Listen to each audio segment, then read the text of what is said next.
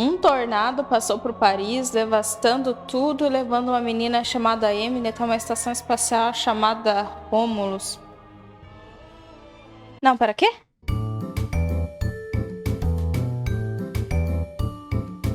Olá, pessoas! Eu sou Tainá e esse é o Thaí e mais um assistidos e lidos do mês. Enfim, pra quem é novo, não sabe como é que funciona, duvido muito que não saiba, mas por acaso não sabe, né? Quer saber, né? O assistidos e lidos do mês funciona da seguinte forma. Eu vou falar aqui tudo que eu assisti, tudo que eu li ao longo deste mês, vou dar minha opinião, vou dar uma notinha, mas tudo aquilo que já existir alguma resenha, ou aqui nesse canal, ou lá no meu outro canal de cinema, daí eu não me aprofundo na minha opinião, né? Daí vocês vão assistir o outro conteúdo específico sobre isso. Então, só pra avisar. Beleza? Beleza, Creus. Ok. Tudo que eu assisti, tudo que eu li, já tá aqui na descrição. Tudo que eu for comentar, na verdade, tudo que eu comentar nesse vídeo, de alguma produção, de qualquer produção que seja, vai estar aqui na descrição pra vocês saberem, porque se foi um pedido de alguma inscrita aí em algum momento, que, enfim, já faz um tempo que eu tô fazendo isso aí, mas tá aqui na descrição, tá? Pra caso você não tenha que anotar e lembrar depois do que a Tainá falou. Tá aqui na descrição. É só você copiar e colar em algum lugar que tá aí. Nome da coisa e nome do diretor, do escritor, enfim, do produtor, essas coisas. Tá aí na descrição, só tu olhar. Enfim, começando com... Estou aqui com a minha... Com o meu celular, né? Com a minha listinha das coisas, porque esse mês foi longo, galera. Esse mês foi longo, então já sento e fica confortável, porque realmente... A mãe trabalhou esse mês, vou te contar. Enfim, primeira produção que eu assisti, isso foi um filme nesse mês, foi Twisters, dirigido pelo Lee Isaac Chung, que lançou em julho de 2024, ok? Enfim, Twisters conta a história de dois caçadores de tornado, digamos assim. Um deles é meio que um youtuber, um produtor de conteúdo, enfim, que ganha dinheiro e visualização em cima de ficar caçando tornado e entrando no meio do tornado e soltando fogo de artifício no meio do tornado, essas coisas assim. E a outra, ela é uma pesquisadora, efetivamente, que ela tem um projeto que tentaria destruir com um tornado antes que ele atinja algum centro populacional, né? E os dois vão acabar se juntando nesse filme pra pra tentar fazer isso funcionar de fato. É uma coisa que no início eles são inimigos, aí depois eles se aproximam, se juntos por uma causa em comum, enfim, etc e tal. O que acontece? Eu amo de paixão qualquer filme de desastre natural. Qualquer filme de desastre natural. Porque eu sou levemente fascinada. Ao mesmo tempo que me aterroriza e me apavora, desastres naturais, etc e tal, me traz uma fascinação, porque a natureza, ela é de fato imparável, entende? Tipo, não tem o que a gente fazer. A natureza simplesmente vai seguir seu curso, sabe? E o tornado é algo natural, próprio da natureza. Claro que as mudanças climáticas, consequências das nossas atitudes humanas, acabam fazendo com que eles se tornem cada vez mais presente, né, no cotidiano de pessoas que vivem ali em áreas que tornados acontecem, né? Porque no Brasil, por exemplo, não acontecem tornados, não aconteciam tornados. Hoje já é outra história, né? Mas existe ali um local nos Estados Unidos, principalmente ali meio que no sul dos Estados Unidos, no centro da América Latina, sul dos Estados Unidos, mas por essa área, sabe? Que acontecem muitos tornados, né? É bem comum ter lá. Então, esse filme meio que se passa mais ou menos nessa área ali. Twisters é um filme já de 96, se eu não me engano. Né? Lá em 96 teve um filme de Twisters. E esse filme aqui, ele faz umas breves referências, como, por exemplo, o mecanismo, né, que eles utilizam para tentar acabar com os tornados se chama Dorothy, né? Que também era esse mesmo nome lá no filme de 96. Era um outro mecanismo, mas era esse mesmo nome no filme de 96.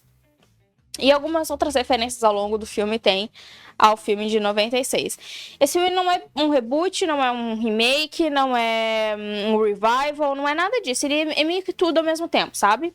Tipo, ele é uma nova história com novos personagens, debatendo o mesmo assunto, mais ou menos, mas é uma nova história com novos personagens, que faz algumas poucas referências ao filme de 1996, mas sem criar uma ligação direta. Então, tipo assim, não é como se fosse um filme que veio, não é uma sequência daquele filme e nem um novo filme sobre aquele mesmo assunto, sabe? Então, tipo, ele é meio que quase que tudo ao mesmo tempo.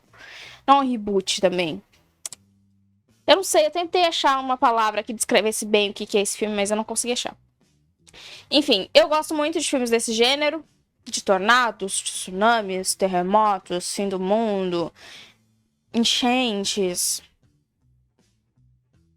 Filmes desse gênero. Amo. E eu gostei muito desse filme porque os personagens eu achei muito cativantes, né? A gente tem aqui o Glenn Power, que é um queridinho de Hollywood no momento, né? Um queridinho desses filmes onde precisa ter um galã pra ser um par romântico de alguém. Então, bota o Glenn Power, que funciona. Ele tá nesse filme, enfim, a atuação mediana dele, que eu não acho ele um bom ator, assim, um ator incrível, um ator... ok, ele serve a seu propósito. Mas a atriz que faz a menina, eu não lembro o nome da atriz, mas é uma atriz até que relativamente famosa. Ela carrega, assim, sabe? Já na cena inicial do filme, que é uma cena bem brutal até, inclusive, ela tem uma certa carga dramática muito pesada, assim, principalmente no final da cena. Coisas, inclusive em relação a essa cena, coisas que são muito boas são os efeitos visuais do filme, que os tornados, eles parecem real. Assim, parece que alguém filmou aquele tornado. Cara, que não todos eles, mas em sua maioria, real. Real pra caramba, sabe? Muito bem feito. O filme é muito tenso, você fica com medo pelos personagens.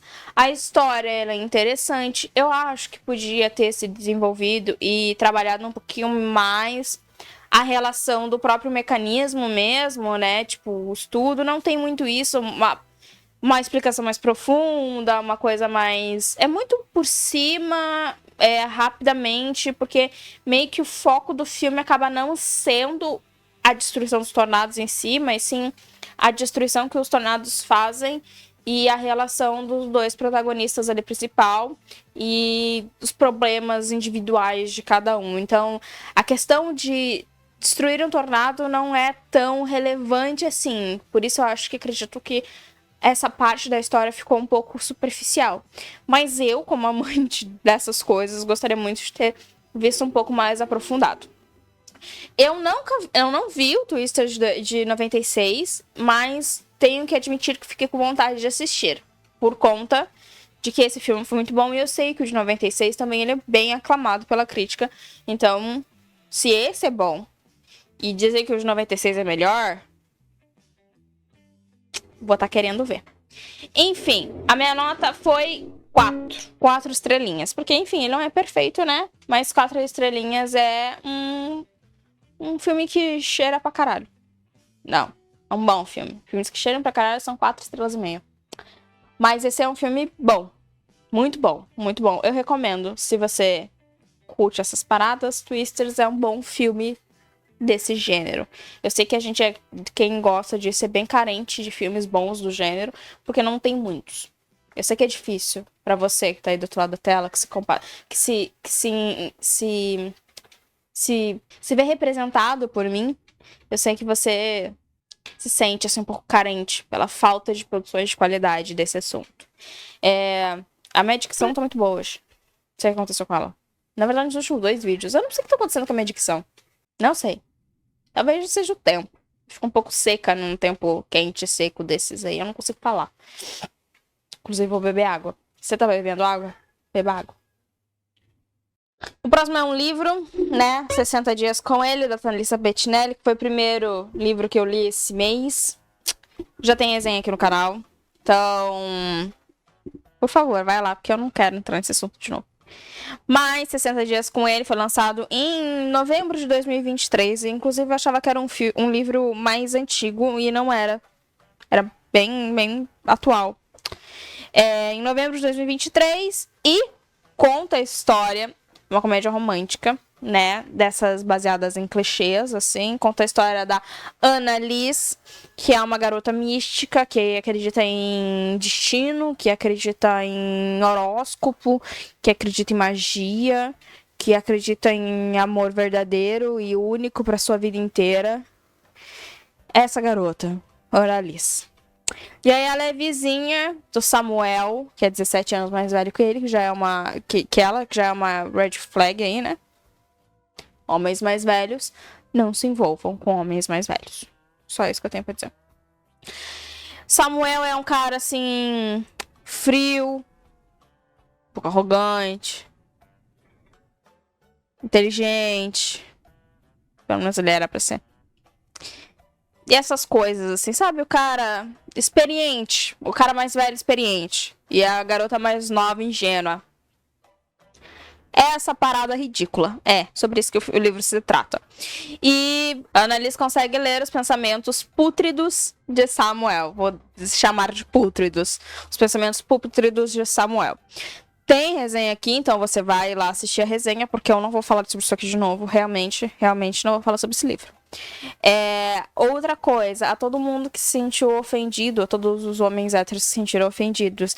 Lá no meu vídeo de piores personagens masculinos, vídeo no qual, inclusive, eu cito Samuel, eu quero dizer que o problema é de vocês. Lidem com isso. Porque se vocês se sentiram ofendidos por eu ter feito um vídeo falando mal de personagens masculinos fictícios,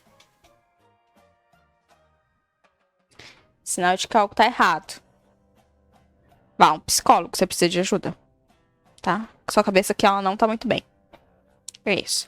A minha nota lá no vídeo foi 3 estrelas. E continua sendo 3 estrelas. Porque foi uma boa ideia, né? Fazer aí uma referência. Eu vou baixar pra 2 estrelas, galera. Não dá, não. Desculpa. Eu vou baixar. Depois eu corrijo lá no Scooby. Inclusive, me segue lá no meu Scooby, tá? Lá eu faço atualização sempre que eu tô lendo um livro que tenha lá no Scooby, porque muitas vezes os livros que eu tô lendo não tem no Scooby, mas sempre que tem eu faço atualização lá sobre como é que tá sendo a minha experiência literária. Então, vai lá me seguir no Scooby, tá aqui sempre na descrição. Também me segue nas minhas redes sociais, faz favor, porque vocês não me seguem nas minhas redes sociais e eu fico lá falando com nada. É isso. E assiste o vídeo lá. O próximo foi um filme que foi Alien Romulus, dirigido pelo Fede Álvares, que foi lançado agora em agosto de 2024. Alien Romulus vai contar a história aí de um grupo de jovens que vive numa estrela. Uma estrela, assim, bem decrépita, onde eles são realmente muito explorados, né? Onde as pessoas adoecem, elas passam a vida inteira trabalhando e pra tentar conseguir alguma oportunidade de sair daquela estrela e conseguir uma vida melhor. E sempre o governo, o mecanismo, né, que governa eles ali, sempre arranja uma maneira de fazer com que essa saída não seja possível, né? Aumenta do nada o tempo de trabalho que eles ainda têm, a dívida que eles ainda têm. Então, esse grupo de jovens, eles trabalham ali, né, minerando algumas coisas e tal, naquela estrela, coisas que acabam indo para outra comunidade, né, outro local, outra estrela, outro planeta, não sei, outro local. E esse grupo de jovens tá meio cansados de viver aquela vida, então eles querem sair dali. Só que para eles conseguirem chegar até onde eles querem, até a outra estrela que eles querem, onde o sol é possível ser visto, onde a vida é melhor, onde as pessoas não adoecem tanto, eles precisam de algumas tecnologias que eles não detêm na nave deles. E aí eles descobrem que tem uma estação vazia, abandonada, passando em cima daquela estrela naquele exato momento, que tem essas tecnologias. Então eles decidem subir até lá, já que eles não têm nada a perder mesmo, né? Então eles vão sem autorização mesmo, subir até lá pra invadir essa estação e pegar essa tecnologia. Só que quando eles chegam lá, na estação Romulus, Remulus e Romulus, se não me engano, são 2, né, partes da estação. A estação é uma, e aí tem 2 partes, a Romulus e a Remus. Quando eles chegam lá, eles descobrem que a estação talvez não esteja assim tão vazia quanto eles acreditavam que estava. Né? Porque a gente tá falando de Alien. Alien, o oitavo passageiro, sabe? Alien. Nunca tá vazio a estação. Essa é a regra. Não entra numa estação de pesquisa espacial porque acredito que ela tá vazia. Aliens nos mostrou que nunca tá vazio. Enfim, esse filme, ele não é uma continuação de Aliens, né? Do último que a gente teve. Também não é um prólogo. Que, na verdade, os últimos que a gente teve foram meio que prólogos, né? Não é nenhuma continuação, nem alguma que antecede nada. Na verdade, ele é um filme que tá ali entre os 3 primeiros filmes da franquia, né? Porque Aliens é uma franquia muito longa. São 7 filmes, por aí, se eu não me engano. É uma franquia muito, muito longa. Esse tá ali mais ou menos no meio dos 3 primeiros, né? Diferente do último filme que saiu, que foi Prometheus. Foi Prometheus? Não, foi Alien Covenant. Que antecede ao primeiro filme, né? Vem antes do primeiro filme. Esse é um filme muito bom, né? Diferente do que a gente estava tendo até o momento. Esse é um filme muito bom da franquia. Que pega aqueles mesmos elementos de Alien, o oitavo passageiro, que é o primeiro filme da franquia, né? Aquela coisa... Aquele terror espacial, né? E não espacial de estar no espaço, mas espacial de ambiente espacial, sabe? Aquele terror, aquele suspense, aquele medo de você não poder fazer barulho, né? Porque o alien em si, ele tem uma audição muito boa, então você não pode fazer barulho, porque ele vai te ouvir onde você tá. Então ele pega todos esses elementos e coloca dentro desse filme com uma nova história. Uma história que tem consequências do que veio antes dele. E não sei, talvez tenha consequências para o que viria depois dele, né? Não rolou um link direto, mas rolou uma certa referência ali, né? Então, se você acompanha a saga Aliens, você tem uma referência ao que rolou nos outros filmes. Ele é um filme que tem uma... Engraçado, o casting do filme inteiro parece que foi feito para uma outra produção. Mas, se você quer saber que produção é essa, você vai lá na Estação Crítica assistir, porque a gente fez crítica, né? Fez resenha de Alien Romulus, inclusive. Então tá lá pra você assistir, por isso eu não vou me aprofundar profundamente nessa produção. Só vou te dizer que eu gostei muito do filme. De fato, é um ótimo filme de aliens, assim. Ele é dirigido pelo Fede Álvares, que fez o reboot, o remake de A Morte do Demônio, lá de 2013. Por favor, editor, me corrija, eu não lembro quando foi lançado A Morte do Demônio do Fede Álvares. Mas ele é um bom diretor, ele sabe trabalhar muito bem terror, sabe trabalhar muito bem suspense, essa tensão, né, espacial, né, do espaço mesmo, dentro de um filme. Ele é um bom diretor, então é um bom filme. Eu recomendo muito, se você gosta de Alien. Até se você não viu os outros filmes de Alien, você pode assistir esse aqui, porque eu acho que não tem muita interferência, assim, se você não assistiu o restante das coisas. Até porque eu assisti os filmes de Alien há muito tempo, mal lembro de todos eles, mal lembro dos filmes em si, né, e das histórias, só, claro, cenas marcantes, assim, momentos, mas como faz muito tempo, eu não consigo ter essa memória tão próxima, e eu não senti que isso me afetou, sabe? Eu não senti que eu precisava ter revisto os filmes para assistir esse aqui. Eu acho que não precisou disso. Então, se você nunca assistiu, mas você quer assistir algum filme de Alien, esse é uma boa pedida. Claro que eu vou te recomendar para você assistir a franquia desde o início, pelo menos os 3 primeiros. Claro que Prometheus e Covenant você pode estar deixando de lado, né? Porque Prometheus, ele ficou só no Prometeu mesmo. Prometeu e não entregou. Mas o restante, né, os 3 primeiros filmes, pelo menos, você pode ir lá assistir, porque realmente são muito bons, assim como esse aqui, que também é muito bom. A minha nota para o filme foi 4 estrelas, né? Que é um filme que é bom. Tem alguns probleminhas, mas você vai descobrir que probleminhas eu acho que são esses, assistindo lá o vídeo de sessão crítica que tá... Eu nunca coloco aqui o card, tá? Então... Não vou te prometer que tá aqui no card em algum lugar, porque eu sempre esqueço. Vamos falar a verdade, que eu sempre esqueço de colocar o card. Talvez esteja. Talvez não esteja. Vamos descobrir isso só agora. O próximo foi Feios, dirigido pelo MacD, que foi lançado em setembro de 2024 e conta a história de uma sociedade onde a perfeição é a única resposta. E a Etali, que é uma adolescente, se vê jogada no meio de uma disputa entre dois grupos burros, com líderes burros e seguidores mais burros ainda. Já tem resenha aqui, eu fiz a crítica a esse filme na semana passada, caso você não tenha assistido, por favor, vai lá assistir, vale mais a pena do que você assistir o filme. É isso. E outra coisa, eu falei que no meu vídeo que o diretor, o MacD, ele não parecia ter dirigido nunca alguma coisa de ação na vida dele. Vou ter que me corrigir. Ele dirigiu. Ele dirigiu As Panteras, por exemplo. Não que seja um bom filme. Mas ele dirigiu vários filmes de ação, na realidade. Eu acho que isso diz muito sobre ele, porque todos os filmes são ruins. A minha nota foi 1,5 estrelas. Então, vai lá assistir meu vídeo. Meu vídeo tá realmente muito legal, é muito interessante. Eu falei várias coisas. Bem completinho, eu diria. Tá bem completinho, tá bem interessante, assim. Tá divertido, tem informações, tem reflexões, tem análises. Tem tudo no meu vídeo, tá completo. Você pode ir lá assistir, por favor, que eu não vou me... Eu não vou entrar nessa desgraça desse filme aqui de novo. Ok? Que nem 60 dias com ele, eu não vou entrar nisso de novo. Então, por favor, vai lá assistir o meu vídeo sobre Feios. Aí, eu terminei uma série que eu já tinha começado mês passado, mas eu só terminei esse mês. Que é Nil Namaz, do José. Que é espanhol, então é José Manuel e Miguel Saez.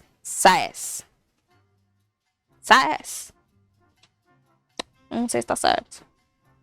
Mas foi lançado em maio de 2024. É uma série espanhola que conta e, na verdade, acompanha vários adolescentes, né? Mas principalmente a Alma, que é a personagem principal. Ela é uma adolescente de 17 anos, vivendo a vida dela ali. E essa série, ela se propõe a contar, a mostrar os vários abusos que uma menina nessa idade está propensa a sofrer, sabe? E como elas lidam com isso, como a sociedade lida com isso. E o que acontece quando elas decidem expor seus abusadores ou buscar justiça. Nil Namaz foi uma série que eu... peguei a indicação dela de uma outra produtora de conteúdo, que eu não lembro o nome dela, vai estar aí na tela, vou pedir pro editor colocar. Mas de uma outra produtora que ela estava comentando sobre essa série, não de uma forma positiva, mas de uma forma negativa. Ela usou a série como exemplo para falar sobre a representação feminina dentro do cinema e dentro da produção audiovisual em si, né? E foi através dessa série, do vídeo dessa produtora de conteúdo, que eu decidi o tema do meu TCC, pra vocês terem noção. Por quê? Nil Namaz é uma série dita feminista, digamos assim, né? Que é empoderadora, que coloca poder na mão das mulheres, que mostra elas conseguindo denunciar os seus abusadores, mostra eles sofrendo consequências, mostra os abusos que essas meninas sofrem. Só que existe um grande problema na produção audiovisual, que é a representação feminina em tela. Eu já comentei isso aqui lá no meu vídeo sobre 60 dias com ele, mas não tão aprofundadamente quanto o que eu poderia me comentar falando dessa série em específico. Porque é uma série que, por mais que ela tente empoderar, digamos assim, ela é uma série dirigida por homens sobre um olhar masculino do feminismo. Então é um feminismo extremamente caricato. Esse feminismo midiático, esse feminismo que tá na cabeça de homens, esse feminismo que só existe dentro de quem não é realmente ativo na luta, de quem não tá por dentro das coisas. É um feminismo muito liberal, entende? Não é um feminismo ativo, de fato. E acontece também uma outra coisa dentro da cinematografia, que é esse olhar masculino, que é um olhar muito misógino, muitas vezes, não todas as vezes hoje em dia, mas é um olhar muito misógino, porque foi um olhar construído por Hollywood lá em 1900 e vai bolinha, né? Lá no início do cinema no mundo. Que ele bota a mulher sempre como um objeto, né? Ou ela é um objeto de desejo masculino, ou ela é um objeto a ser observado, a ser desejado pelo telespectador, além de ser desejado pelo protagonista, né? Geralmente, da produção. Só que nessa série, a gente tá falando de protagonistas, né? Então, teoricamente, são mulheres protagonizando as próprias histórias. Só que essas mulheres em tela, elas são colocadas em tela de uma forma que é nítido que é um olhar muito masculino delas. Porque são meninas de 17 anos, na história, sofrendo abusos. Só que você para pra analisar quem a câmera tá fazendo, o olhar de quem que a câmera tá fazendo, é um olhar de um telespectador passivo, entendeu? Passivo, que não tem nenhuma atitude perante aquele abuso. Então, é quase como se fosse um voyeurismo da parte do telespectador. Ou ele tá funcionando como o olhar do próprio abusador. E nunca o olhar da vítima, entende? Nunca o olhar de um ponto de vista feminino, é sempre um olhar de alguém olhando de fora ou um olhar masculino do abusador. Essa é uma questão que acontece, é um estudo que existe muitos estudos sobre isso, que é o olhar masculino dentro do cinema ou o olhar feminino. E as críticas feministas, né, a teoria crítica feminista, ela sempre debateu muito isso lá com Laura Mulvey, até mesmo a Simone de Beauvoir falava sobre essas coisas no cinema. E essa série me fez achar o meu tema do TCC exatamente por conta disso. De eu perceber que existe muitos filmes e muitas produções esse olhar muito masculino sobre o corpo feminino e sobre o feminismo. Porque, por exemplo, a gente... inclusive uma comparação que eu tô fazendo no TCC.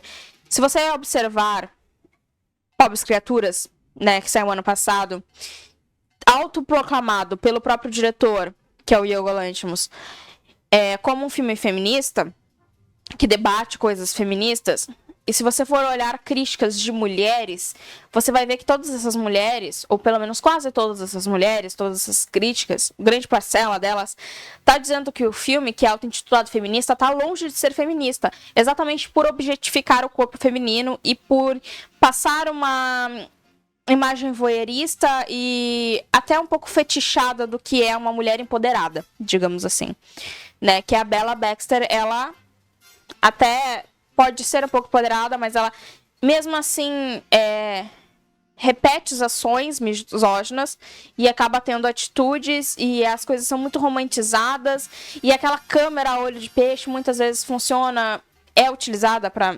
geralmente no cinema, para funcionar como um pequeno buraco de onde o telespectador está olhando, ou como um olho mágico numa porta. Então é realmente uma visão voyeurista da coisa. E são cenas que são realmente colocadas e utilizadas essa câmera em momentos que a gente está observando a Bella tendo relações sexuais, ou a Bella explorando o mundo, como se a gente estivesse espiando por uma janela secreta, por um buraco secreto.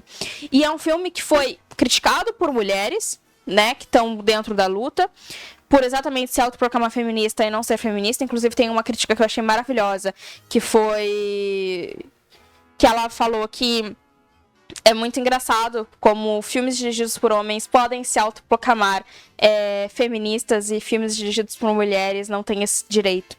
Então, se a gente comparar com Barbie, que saiu na mesma época, que também foi um filme dito feminista, dirigido por uma mulher, e você olhar as críticas, então, masculinas perante esse filme, você vai ver que aqui o feminismo é demonizado, mas lá em Pobres Criaturas, o feminismo não é demonizado. Então, existe uma grande diferença de como a visão masculina e a feminina são muito diferentes no cinema e como elas são aceitas ou não perante os telespectadores e a crítica. Então, essa série New Namas, voltando aqui, ela é uma série que trabalha questões femininas, de luta feminina, de debate sobre o corpo, de debate sobre direitos, e etc e tal, mas sobre uma ótica muito masculina. Então, eu dei a nota aqui de -1, porque ele é um filme que me ofendeu. Exatamente por tratar os corpos de meninas de 17 anos como um fetiche, basicamente. Porque as cenas de abuso me passam muito uma sensação de fetiche, de observar aquilo acontecendo de uma forma passível, como sexualmente interessante, sem mostrar a coisa de uma forma agressiva e nojenta, da forma que realmente é e da forma como a vítima enxerga. Então, é uma série que eu não recomendo você assistir, sinceramente, mas eu assisti exatamente por conta dessa crítica dessa mulher, que eu vou colocar aqui o arroba dela depois, se vocês quiserem, vocês vão lá olhar. Essa crítica dessa mulher e... porque realmente foi muito interessante pra eu realmente conseguir internalizar realmente qual seria o tema do meu TCC. Se você gosta de debater essas coisas, ou tá fazendo algum tipo de estudo sobre isso, é muito interessante assistir a série realmente, porque... cara, é ofensivo. Eu achei ofensivo. Eu pensei em dar 0, porque... daí seria... porque uma série muito ruim, eu daria 0, certo? Só que não é que ela é uma série muito ruim, é que ela é uma série ofensiva. Então eu resolvi dar menos 1 estrela aqui. Falando de mais uma coisa que me incomoda muito, vamos falar sobre a série Emily em Paris, que saiu a segunda parte da 4ª temporada. Agora, esse mês, eu falei da primeira parte da 4ª temporada no mês passado, no Livro dos Vestidos do mês passado. E falei que depois eu vim aqui com a minha nota, se ela tinha diminuído ou não. Já vou dizer que a minha nota diminuiu. Mas, pra quem não tá ligado, nessa temporada a gente vai acompanhar a Emily de novo num triângulo amoroso uma outra vez. Brigando ou entre 2 caras, ou numa disputa feminina por um cara. Tá? Só que nessa segunda parte da 4ª temporada, meio que a Camille, que é a namorada do Gabriel, noiva do Gabriel, não, namorada e não noiva, amante, às vezes não, às vezes sim também, mas a Camille, ela meio que sai de cena, e a gente tem a introdução de uma nova personagem, que fica ali numa disputa com a Emily e o Gabriel. A Emily meio que desiste do Gabriel, aí ela vai pra um outro cara, né, porque a Emily tá sempre correndo atrás de um cara. E aí ela vai pra um outro cara, que é o Marcelo. E o Marcelo, ele, enfim, começa a dar muito bem com a Emily. Aí o Gabriel fica com ciúme. Aí o Gabriel corre atrás da Emily. Aí a Emily, de novo, tá num triângulo amoroso entre 2 caras e ela. Porque essa é a vida da Emily. Eu não aguento mais esse plot. Essa narrativa da Emily ou tá brigando com uma outra mulher por causa de um homem, ou tá indecisa entre 2 homens. Eu não aguento mais a cara do Gabriel, pra vocês terem noção. Eu falei, inclusive, quando eu tava assistindo, eu tava no Threads, eu falei, cara, eu não aguento mais. Eu não aguento mais essa briguinha estúpida da Emily, indecisa entre ficar com um cara ou com outro, ou indecisa entre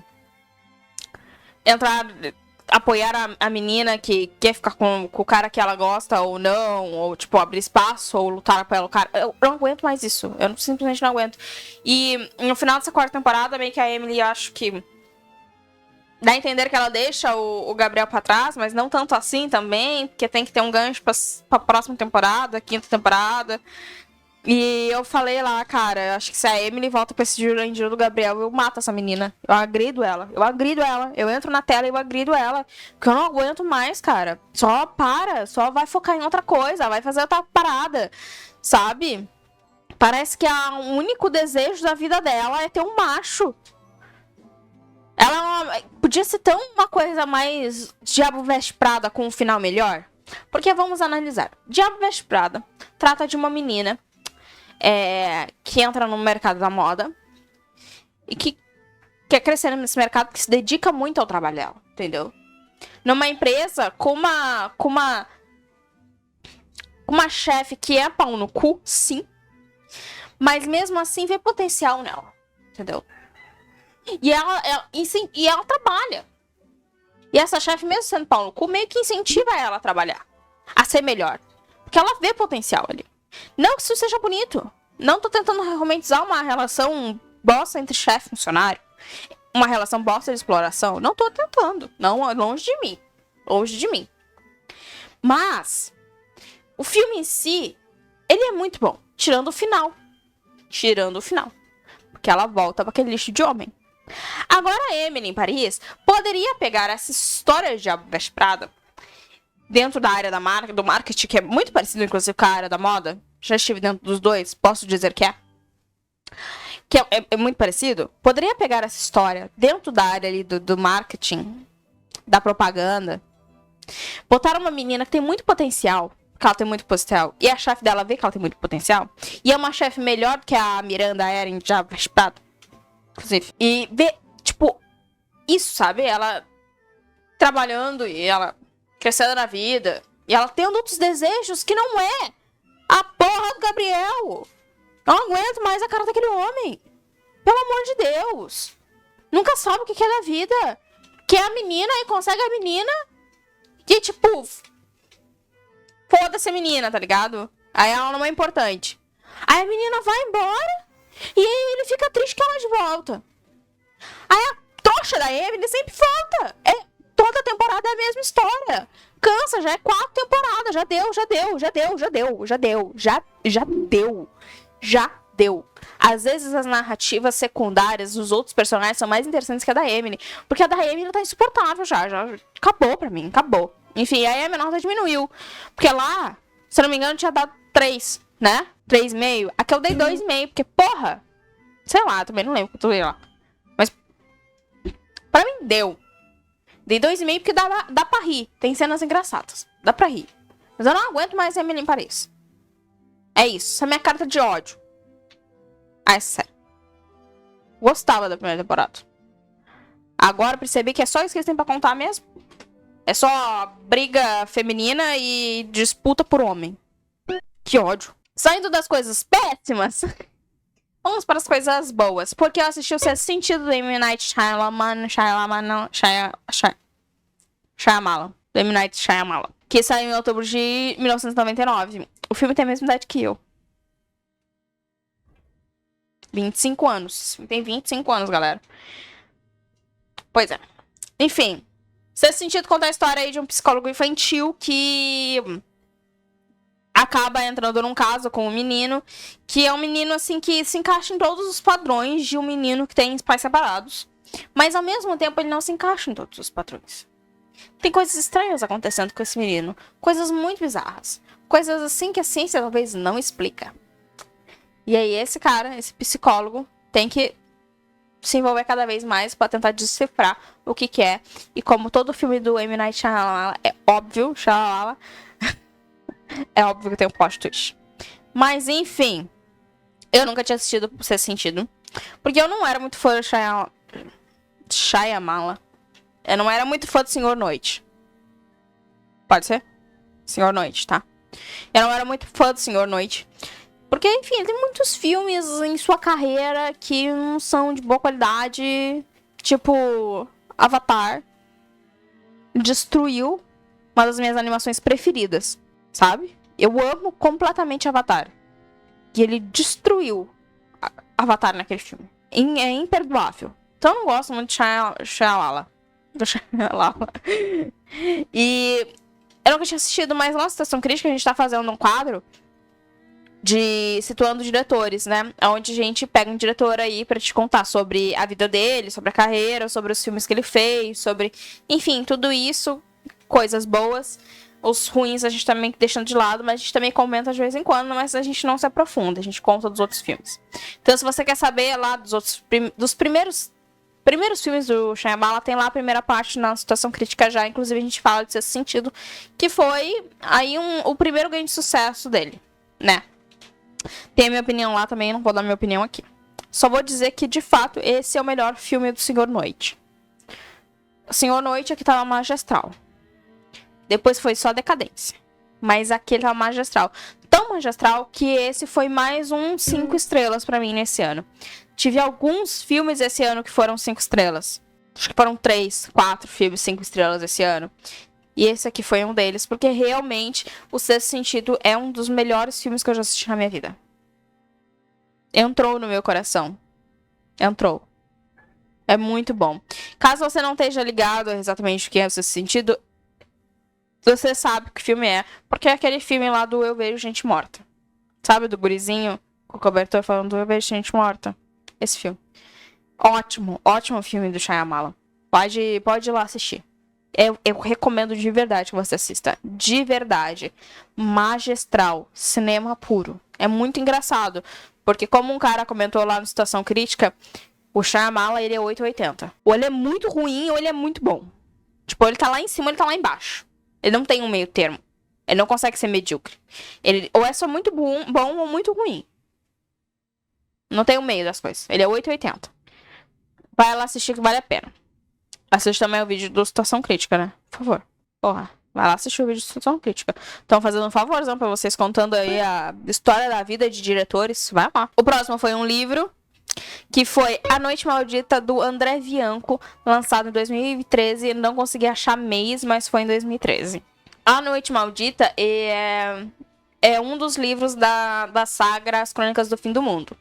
Né? O André Bianco, ele é um escritor que conta em sua maior parte dos seus livros livros de vampiros, são terrores vampirescos e suspenses vampirescos, etc e tal. A Noite Maldita faz parte das Crônicas de Fim do Mundo, que tem lá Bento, que tem lá o Vampiro Rei, que enfim... Tem lá esses aí.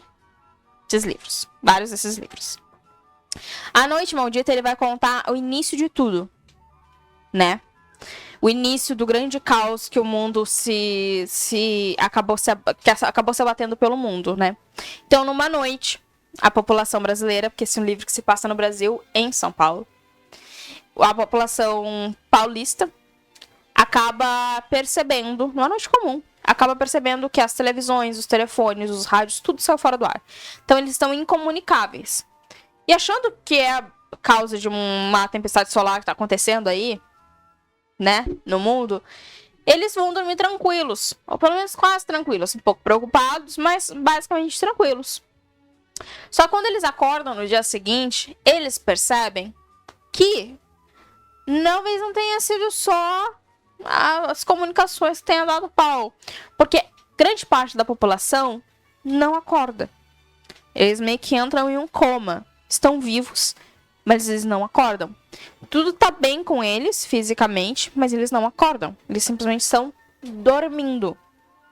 E tal. E aí, aqui nesse livro, a gente vai acompanhar alguns personagens. Eu não posso te dizer que tem um personagem principal específico, mas tem alguns personagens. A gente vai acompanhar um promotor, a gente vai acompanhar um grupo de adolescentes, a gente vai acompanhar um policial, a gente vai acompanhar uma enfermeira, a gente vai acompanhar um detento, a gente vai acompanhar algumas pessoas. E essas pessoas vão nos contar o decorrer da primeira noite, que foi a noite que tudo saiu do ar, do primeiro dia, da segunda noite, do segundo dia, da terceira noite, do quarto dia e da quinta noite. E é um livro relativamente grande. Eu vou fazer resenha dele. Semana que vem ele vai sair no canal. Então, se você não é inscrito, se inscreve. Ativa o seu sininho. Que na semana que vem a gente tem a resenha de A Noite Maldita, do André Bianco. Porque essa aqui foi talvez a melhor leitura do ano. Talvez a melhor leitura do ano, sabe? Foi um livro 5 estrelas. Eu não vou me aprofundar nele porque realmente eu vou fazer um vídeo inteiro sobre esse livro. Foi um livro 5 estrelas, com personagens magníficos, com pessoas boas, com pessoas ruins, com pessoas meio termo, com pessoas que estão tentando fazer o bem, tentando fazer o mal, sabe? Com bandidos, com heróis. Perfeito. Perfeito. Perfeito. Eu não tenho que falar, gente, perfeito. Semana que vem tá aí a resenha. Que esse livro, de fato, encantador. André Bianco talvez tenha entrado aí pra minha lista de escritores fodas. Talvez tenha entrado pra lista de escritores fodas. Não li nenhum outro livro dele, mas já sei que o cara é foda. Vi uns vídeos dele aí, nos podcasts, numas entrevistas. O cara é foda. Aí o próximo foi um filme brasileiro, que é Morto Não Fala, do Danilson Ramalho. Espero ter falado certo o nome dele. Foi lançado em outubro de 2019, ok? Morto Não Fala conta a história do Stênio. Stênio é um legista, né, que trabalha no ML, só que ele consegue falar com os mortos, né? Então, enquanto ele tá trabalhando no ML, ele meio que nunca tá sozinho, porque ele tá sempre batendo um papo com o cadáver que tá ali na frente dele. Todo aberto. E a vida dele segue normal, sabe? Ele sempre lidou com isso, ele trabalha bem, ele conversa com os mortos, ele explica o que tá acontecendo. Os mortos pedem pra ele passar recado, às vezes ele passa, às vezes ele não passa, etc e tal. Só que um dia ele decide usar esse pequeno poder dele para fazer algo para o bem próprio, para ganho próprio, entende? Algo que só vai agraciar a ele, entendeu? E a partir disso, uma grande maldição, digamos assim, recai por cima da família dele, afetando ele, a esposa, os filhos, e ele tem que lidar com essa loucuragem aí. É um filme com uma ótima premissa, eu diria. É um filme bem feito, é um filme tenso, é um filme de terror que ele é assustador. Você se preocupa, você fica pensando, meu Deus, esse cara será que tá ficando louco? Quem é que tá fazendo isso? O que tá acontecendo? Você fica aí criando teorias. É um filme que tem toda a sua duração muito boa. Menos os 5 minutos finais. Porque os 5 minutos finais realmente decai bastante. O final desse filme não é bom. É péssimo o final desse filme, na verdade. Eu realmente não gostei, porque ele podia ter tomado muitas atitudes que teriam sido até mais óbvias do que a que ele tomou no final. A que ele tomou foi um tanto quanto burra, tá ligado? Eu não sei, não gostei. Eu acho que não estragou a experiência pra mim, mas fez o filme decair. Entende? Porque o filme tava vindo ali. O filme tava vindo ali com uma nota 4, sabe? Uma nota 4, 4, 4, 4, 4, 4, 4, 4, 4. E aí o final foi lá e pá, 3,5, sabe? Porque o final realmente é ruim. Realmente não deu bom. Então ele é um filme medíocre, que entrou ali pra mediocridade, sabe? Pra linha do medíocre. O que faz eu pensar que, tipo assim, o Brasil, como produtor audiovisual, ele é um país muito rico, né? Com roteiristas muito bons, com diretores muito bons, com atores muito bons, com produtores muito bons. Só que eu não sei o que acontece. Às vezes a coisa simplesmente não flui, tá ligado? Tipo, Morto Não Fala tinha uma premissa muito boa. Podia ser um filme muito incrível de terror brasileiro. Mas ele não chega lá. Ele não atinge, tá ligado? Ele tava atingindo o ápice dele ali. A sequência final, de tensão final, é muito boa. Mas a decisão final do personagem, do Stênio, é uma decisão tão bosta que faz com que o resto do filme fique, tipo, bem mediano, sabe? Mas assim, tem no YouTube, se você quiser assistir. Eu recomendo, sim, Morto Não Fala. Mas se prepare pra ter um final bem abaixo do necessário. Aqui com Morto Não Fala, a gente meio que adentra aos filmes e produções de terror. Porque a gente tá entrando em outubro. E aí eu preciso, né, de bagagem. De bagagem lá pra Estação Crítica. Que é outubro, né? Então, o próximo filme também foi um filme de terror, que foi Imaculada, dirigido pelo Michael Moha, que foi lançado em março desse ano, março de 2024, que conta a história de Cecília, que é uma noviça aí que vai fazer seus votos numa pequena cidade da Itália. É da Itália. Agora não sei se é Itália ou Roma. Não, é da Itália. Chegando lá, ela acaba se vendo envolvida em coisas que tensas. Não são naturais. Não são normais. Coisas. Ela acaba se vendo no meio de coisas. De um plano diabólico em que ela talvez seja o elemento central para que esse plano funcione. Digamos assim, né? Esse convento é um pouco macabro. As pessoas desse convento não são muito normais. Mas esse filme, ele é interpretado e produzido pela Sydney Sweeney, que, irmão, tá muito bem na tela dele. Ela faz a Cecília. E é um filme de terror, daquele filme de terror que não lida com monstro, não lida com sobrenatural, não lida com demônio, com fantasma, não é jumpscare na tela. É um filme de terror psicológico. É um filme, assim, que vai botar ali no centro da trama como vilão, como um monstro central da trama, uma pessoa, um ser humano. Entende? Porque o ser humano, se você parar pra pensar, o ser humano é capaz de fazer atrocidades. E em nome da religião, em Então, meu amor, o que o ser humano não é capaz de fazer em nome da religião não tá escrito, né? É só a gente olhar para a história da Terra. É só pra gente olhar para as guerras, né? Que acontecem ao nosso redor. Para todas que já aconteceram. Então, filmes que realmente me botam medo são esses filmes. Filmes que botam o ser humano como problema central. Imaculada, ele é um desses casos, porque ele não trata de... Isso não é spoiler, tá, galera? Porque tá na premissa, basicamente, do filme.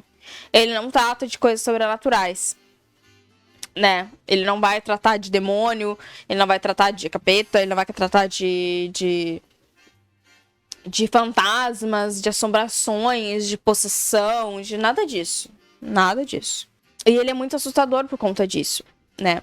E a atuação da Sydney Sweeney, na primeira parte do filme, eu acho, ela tá ali bem água com açúcar, bem qualquer coisa, bem blasé na primeira parte do filme. Só que, ao decorrer, né, dessa segunda parte, a gente vai vendo que a personagem, a Cecília, não é tão blasé assim, não. Que ela é capaz de defender a si mesma e que ela tá disposta a fazer certas coisas. E no final, a sequência final, bota a Sydney Sweeney num patamar que eu já sabia que ela era capaz de chegar por conta de Euforia. Pensa na cena de Euforia do banheiro, por exemplo. Como a personagem da Sydney, né, vem calma, vem normal, vem tranquila e ela explode. Exatamente. Só que aqui é mais visceral ainda. O final desse filme fez eu me encolher na cadeira. Tipo, esse foi um filme que eu fui assistindo e conforme eu fui assistindo, eu fui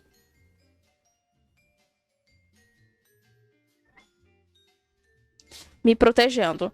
A mesma sensação que eu tive lá assistindo Mãe. Sabe? Mãe?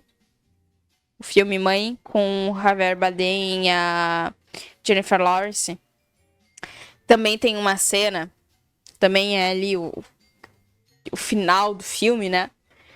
Que foi fazendo eu me encolher, assim, sabe? Que foi tenso pra mim. E aqui o final de Imaculada é a mesma coisa. Imaculada foi pra mim o melhor filme de terror do ano. De terror do ano.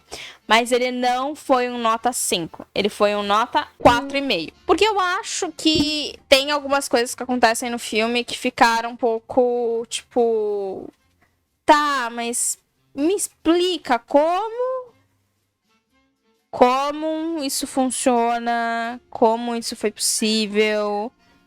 Ok, consigo entender mais ou menos, porque já vi isso em outros filmes, né? Então eu consigo dar uma expressão de crença, mas como fizeram? Tipo, entendo a possibilidade, porque já vi em outros filmes. Mas como fizeram aquilo acontecer? Como conseguiram? Essa é a questão. Essa é a questão que não tem explicação. E que fica muito... Sabe? Muito no ar, assim. Interprete da maneira como você quiser, mas eu acho que precisava. Porque, porra, se vamos botar o momento de explicação do plano, como teve o momento de explicação do plano nesse filme, porra, bota pelo menos uma explicação que faça sentido. Sabe? Que vai me fazer entender como aconteceu, como funcionou. Porque eu sou curiosa. Ok, a gente tá falando de coisas reais e científicas. Ok, me dê uma explicação científica. Nem sempre explicações científicas são bem-vindas nesses filmes. Mas às vezes elas são necessárias. E eu sinto que aqui era necessário e não teve. Por isso que perdeu meia estrela. Mas tirando isso, um ótimo filme de terror. Me deixou perturbada. E eu acho que bons filmes de terror são esses, que te sobe um filme na esquipinha e te deixa com medo, perturbado. Que te faz dormir com o olho aberto ou fechado. Que te faz ficar encarando o teto por horas. Foi esse filme. Não porque teve jumpscare e assombração na janela. Ou vultos passando atrás. Ou porta batendo. Ou pessoas morrendo. Não, não. É porque é muito real, entende? É muito palpável. Não que isso exatamente vai acontecer, mas o que as pessoas no poder da religião estão dispostas a fazer pela religião. Isso é palpável. Só você ouvir umas histórias aí do que acontece dentro do Vaticano pra você perceber que é bem palpável, na verdade. Enfim, Imaculado é um ótimo filme, vá lá assistir. Sydney Sweeney merecia um Oscar. Talvez não Oscar, mas pelo menos uma indicação. Merecia pelo menos uma indicação, com certeza. Pena que o Oscar não olha pra filmes de terror, né? Porque se olhasse, Hereditário tinha sido indicado, não foi. Merecia também. Uma indicação aí em direção, melhor atriz. Mas não foi. Felizmente. Muito triste isso, muito triste. E pra finalizar o mês, eu fui assistir o filme que talvez tenha se tornado o melhor filme do gênero para mim. Que foi Todo Mundo Quase Morto. Nunca tinha visto, não sei como. Do Edgar Wright, que foi lançado em abril de 2004. Abril de 2004. Eu botei 2024 aqui, não sei, tô louca. Foi lançado em abril de 2004. Que é um funcionário aí de uma loja de eletrônicos que acaba se vendo no meio de um apocalipse zumbi. E ele tem que tentar salvar o melhor amigo, a mãe, a namorada. E é muito engraçado, é uma comédia, né? É um terrível de grias, sei lá, uma comédia. Mas eu gosto muito de produções de terror, de zumbi, né? Temos aí a minha série favorita do assunto. Até a metade dela. Até a metade dela. Aí, algumas temporadas na frente, ok.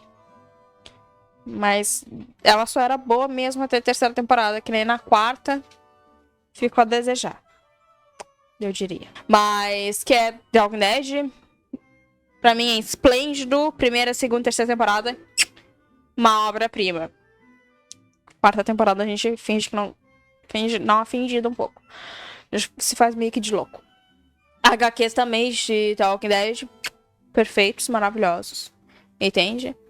Qualquer filme de zumbi, qualquer produção de zumbi, qualquer coisa de zumbi, eu amo.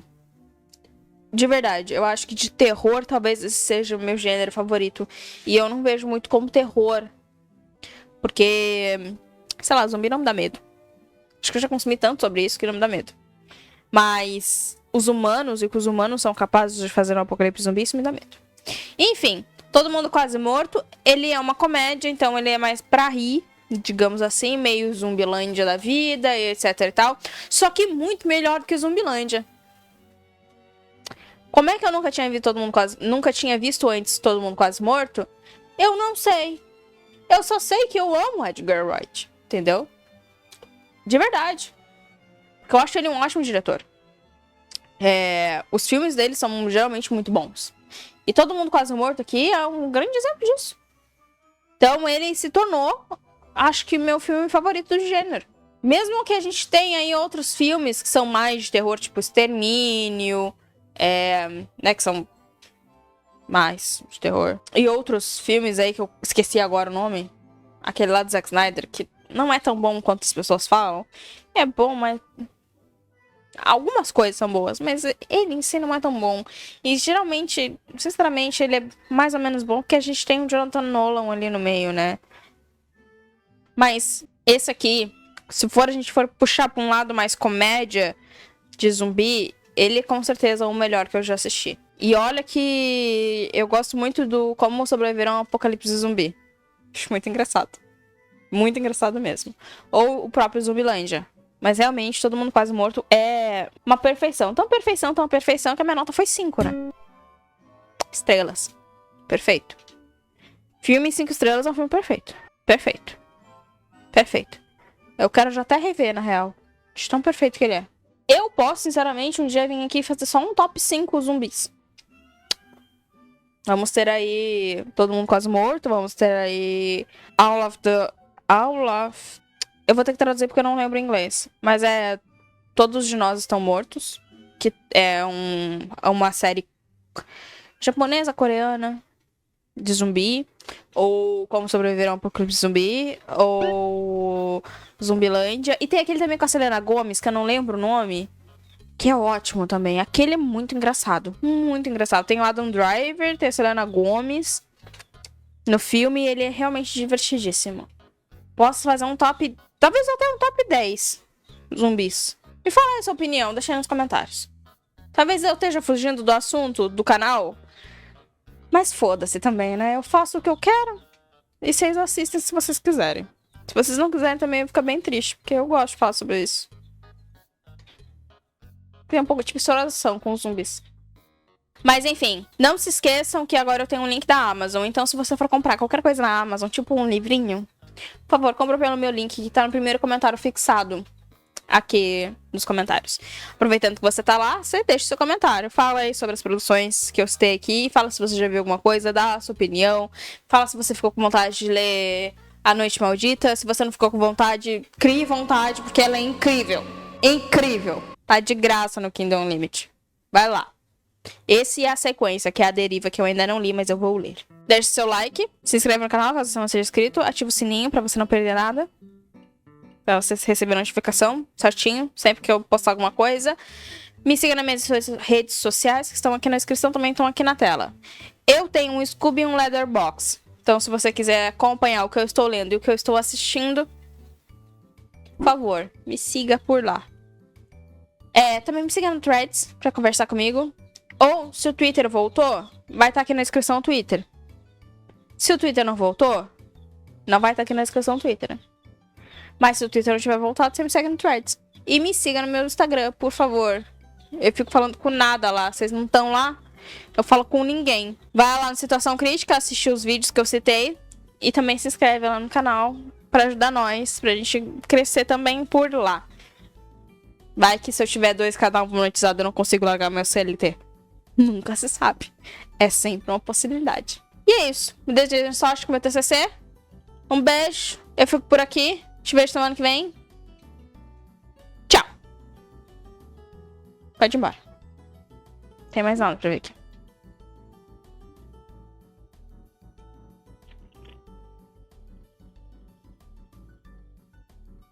Bebam água.